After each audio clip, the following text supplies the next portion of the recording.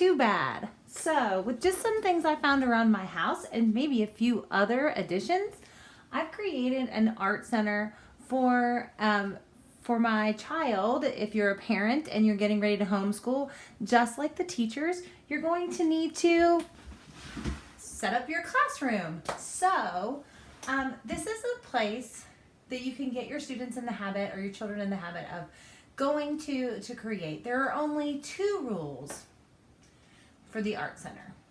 2 rules. 1, everything has a place. And 2, clean up as soon as you're finished. That doesn't mean that your creation is complete. It only means that your art time has ended.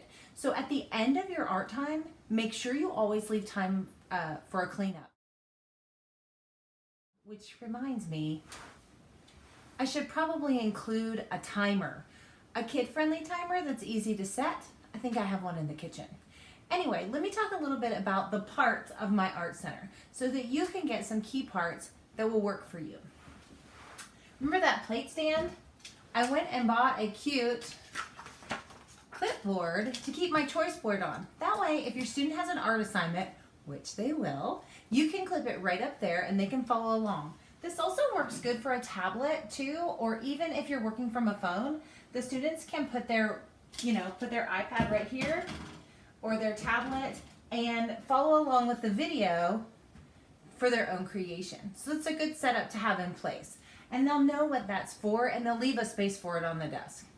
Couple of other things. These little centers are great because when you find markers and crayons all over your house, which you will, and you do, you can just throw them back in here. No cardboard boxes to keep up with, none of that kind of stuff.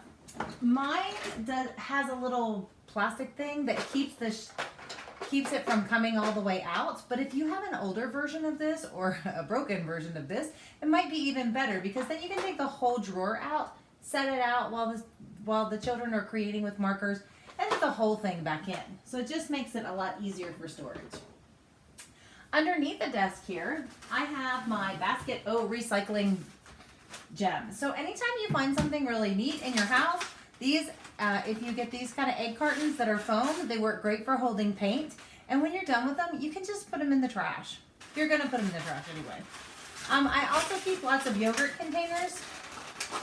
We eat lots of fruit cups and yogurt, and that's great for putting little bits of paint in, or who knows what we'll think of this year. So any kind of little thing that you want to make a mess with and then just kind of toss it, or toss it in the recycle bin, that's perfect. So this is my little bin of creative recycling.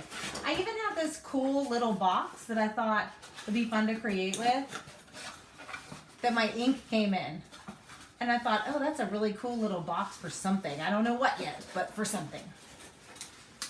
Also,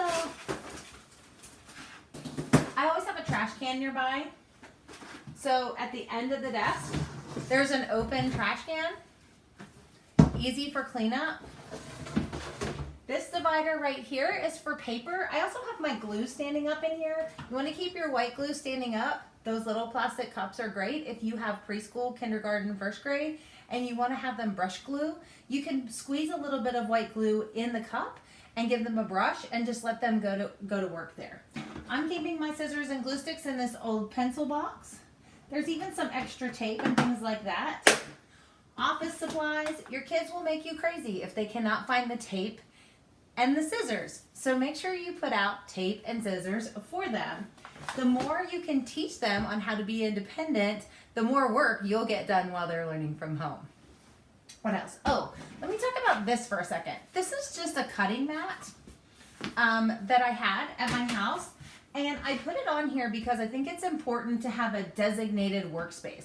So even if this is just a piece of poster board or an old placemat from your kitchen, this is a good way for your children to mentally and visually say, this is my workspace, my supplies have to be outside this area.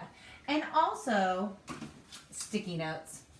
Sometimes I'll make up work in process signs, so then if I have to leave, me as the student, as the maker, if your maker has to leave their space, they can put a little sticker on here that says work in progress. Their finished work sits on the mat, They clean up all the materials around them and put them away so that when they want to come back and work on that particular creation, it's sitting there waiting with a fresh table to start. Everything's put away.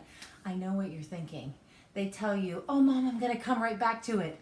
And 2 months later, the hot mess is still sitting there on the desk. Don't let them do that. Remember, 2 rules. Everything has a place, and everything gets cleaned up when you're finished working.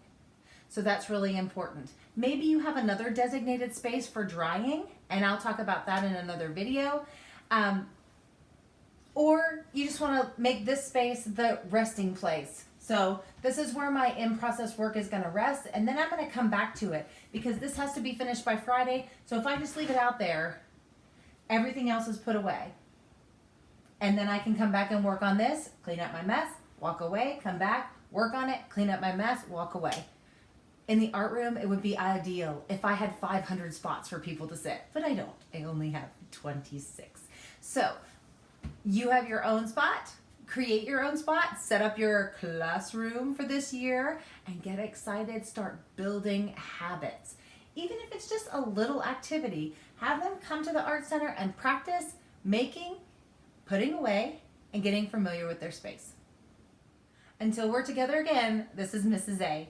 Good luck. Have fun setting up your classroom.